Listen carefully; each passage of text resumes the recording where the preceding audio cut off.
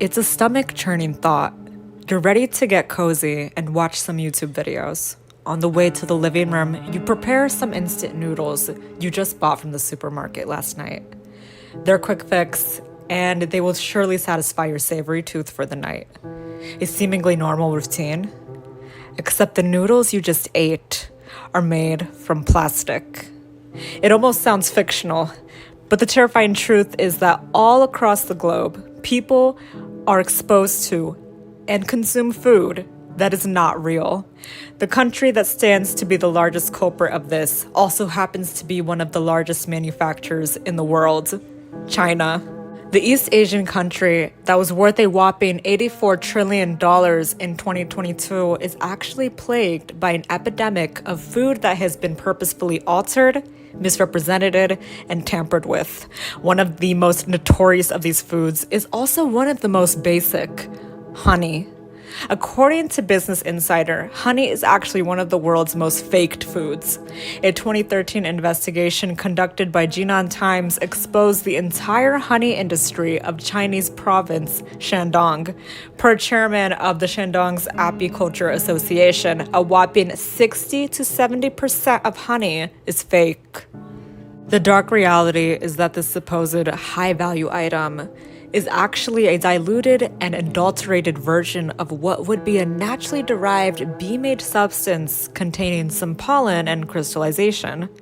A simple test done on 4 random honey brands from a Chinese supermarket found 2 of the 4 honey bottles actually diluted with rice syrup and beetroot syrup.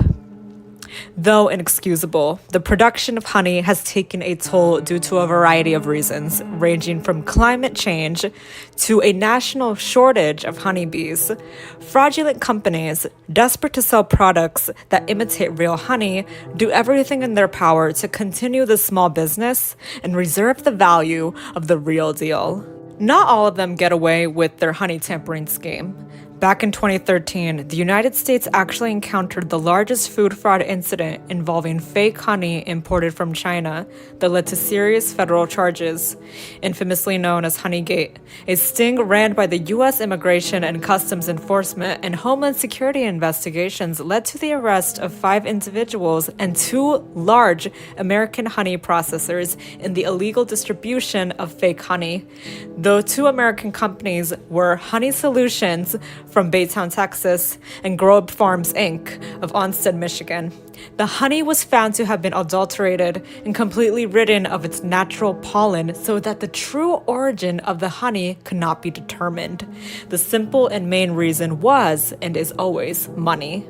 Instead of shipping the product directly from China, the corporation schemed to initially distribute the honey to other countries so that it could appear that the honey that eventually enters the United States originated from those countries instead of China.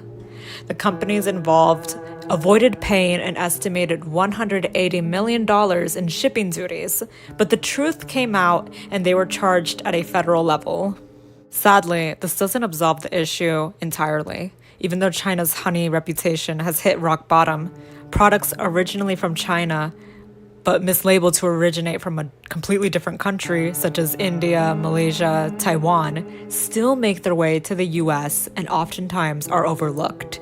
In fact, it has been discovered in 2018 that less than 1% of these food imports are actually inspected by food regulators.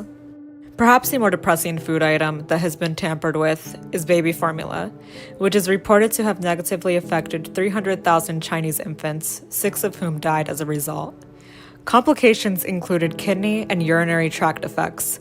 Regarded as the 2008 Chinese milk scandal, this infamous and money-driven incident is nothing short of a nightmare. What should be used to provide infants a source of nutrition had essentially turned into a murder weapon. A key ingredient that should have never been incorporated into the formula to begin with was melamine.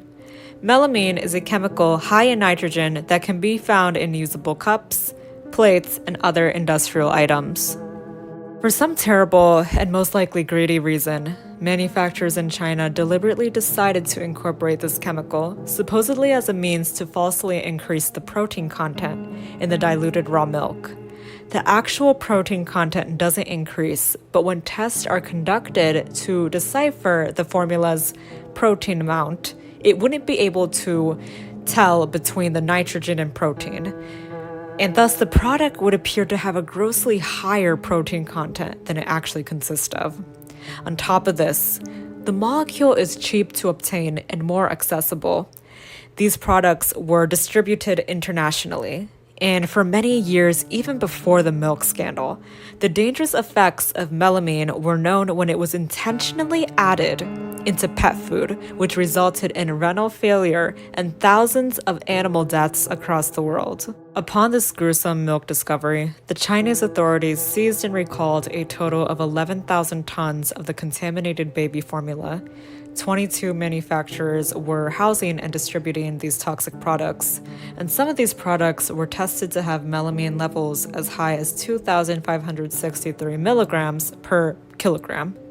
These poisonous food items were distributed internationally at the time, and there were reports of kidney complications in infants as young as 3 years old. Baby formulas were unfortunately not the only types of products infected with this chemical. Cakes, yogurts, protein powder, frozen dairy products, eggs, and animal feed are some of the unassuming foods that contain melamine. Now, the most disgusting food item that is tampered with yet, and is also a super common item in the kitchen, is cooking oil. Yep, the type of oil we use for basically everything when it comes to food. Typically, we envision oil being naturally derived from the clean earth and then transformed into this liquid formulation we see in the supermarkets. In China, however, there lies a far more sinister truth. A Wuhan Polytechnic University professor by the name of He Zhongping raised awareness of the very real black market scheme known as swill oil, or in other terms, gutter oil. As someone who teaches food science engineering, Dongping claimed that a whopping 10% of meals in China, nationwide, use oil derived from the sewer. Not only does that sound absolutely disgusting, it is also absolutely dangerous to consume. Oftentimes, oils of this nature contain high levels of aflatoxin, which is basically a fungus known for its high carcinogenic content. As bad as it sounds, some individuals in the form of private contractors think that this can make for a convenient business scheme. Obtain a waste product that's naturally complicated and expensive to produce and sell it for the same value. The availability of this already used oil is abundant because thousands of tons of cooking oil are dispensed as waste every day thanks to a population consisting of billions of people. These twisted individuals are not the only ones benefiting from this scheme.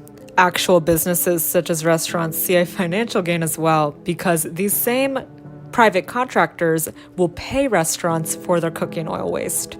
Between the decision of paying the city for their service to remove their waste versus getting money from random people off the streets to remove their waste, it's very easy for restaurants to choose the latter decision. Once the waste oil is obtained, it goes through a process to become refined, to the point where one wouldn't be able to distinguish between the real oil versus the gutter oil, which I think is the scariest part. Now, the difference between the two would just be that one is safe and one is highly toxic and can cause cancer. The financial benefit is apparent. The production of swill oil costs half the normal price of the production of real cooking oil, and the gutter oil industry stacks a staggering 2 billion yuan annually. The Chinese government attests that it is difficult to enforce laws to prohibit the production and selling of sewer oil due to the lack of power and resources over the situation. Since then, China's Food and Drug Administration has raised national awareness on this matter. Back in 2010, their website even stated that if a food provider is caught distributing contaminated oil, their business will be stopped and the law will intervene. The idea of fake food is terrifying, and there are laws and regulations all around the world that attempt to regulate these counterfeit items. But the truth of the matter is quite dark, and imports of this fraudulent nature can and do make it to their destinations globally. It's important to read the label and choose the source of your food carefully.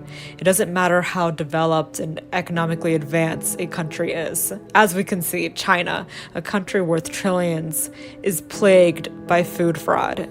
No one is safe. I hope you guys found this video informative, and please remember to like, share, and subscribe for more interesting content.